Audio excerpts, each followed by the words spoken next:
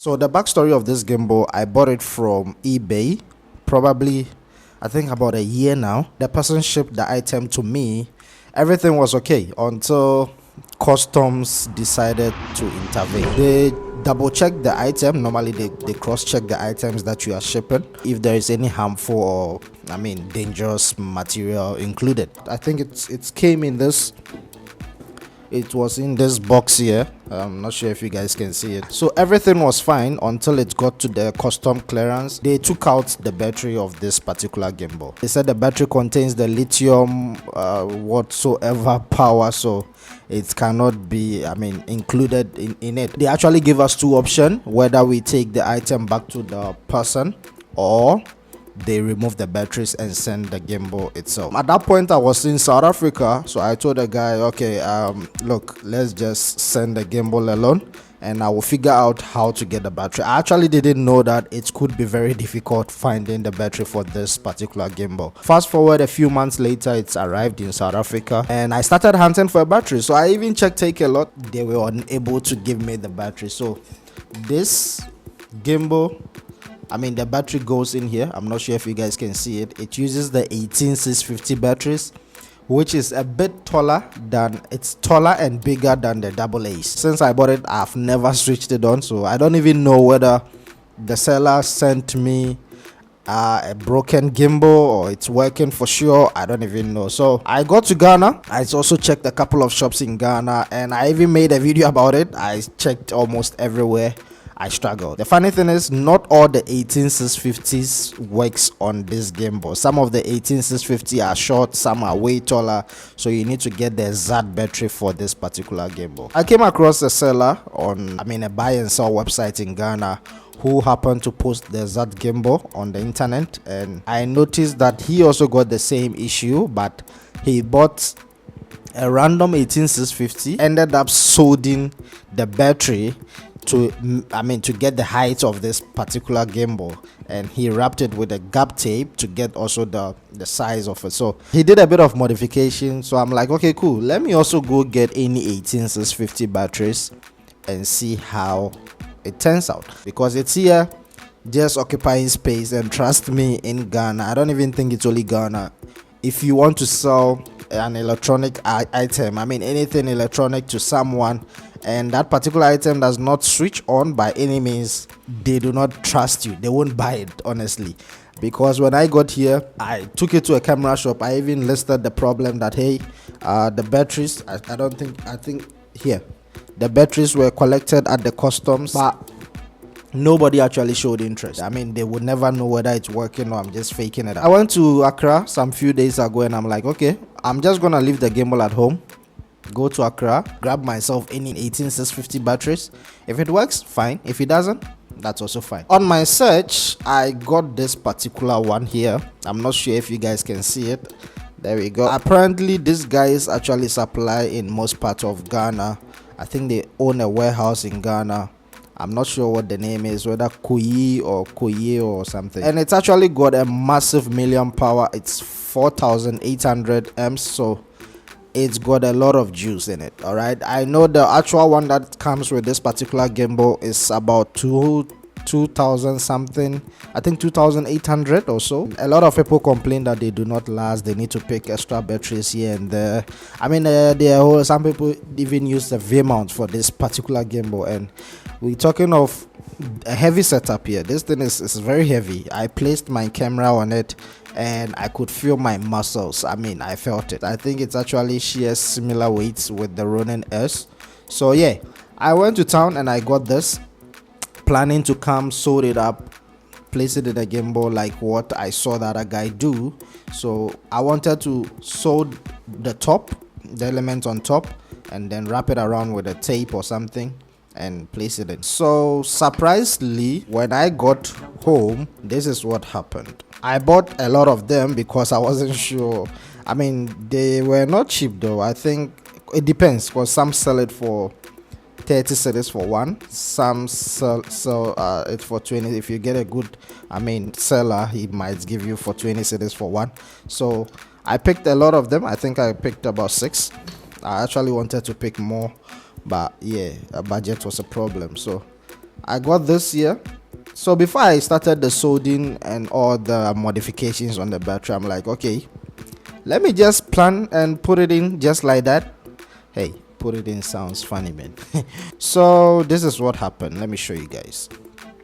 Okay, so the first one goes in like this. I think I need to put this gimbal down like this, and then the second one goes in like that.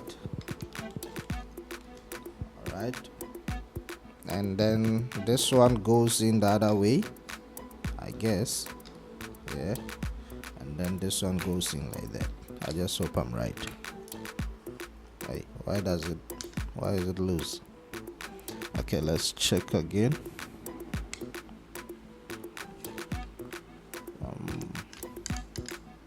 So that's it, and then the cover is it the other way around? No, it's like this. Okay, so all right, let me just stand it up. You know, the funny thing about this particular Moza 2, I don't know that they are new release. This one, the axis does not lock. It's only lock one axis, so the rest will just be, and it's a problem anytime you are transporting it. It becomes a headache. Trust me. So I mean, due to all the stress trying to find batteries and all that, I mean, I've had this gimbal for a very long time without switching it on. I've actually lost interest. Like, I know it's a powerful tool, it holds bigger setups and all that, but honestly, I've lost interest. How do you? Oh, okay, it's like this. There we go. So the battery is in now, and I'm just going to demonstrate the surprise that I got the first time I did this. I'm just gonna act like, I mean, it didn't happen. So let me rotate this so you guys can see it. So these are the very same AAs that I was actually struggling to. I mean, I I bought the same one which did not power. It didn't even fit in here, but this one fits all right. The size is very decent. This is the actual size of the actual Moza battery. So I'm very much glad, but let's see if it's powers on. Yeah, so let me just bring this closer to you guys. I guess let me hide my face so the all right, so check the LCD here. Boom, it's on. Oh, okay, my bad. I'm supposed to unlock the axis. Oh, flip, this is not looking good. Jeez, see, I'm about to damage my gimbal because of okay, so power it on, off we go.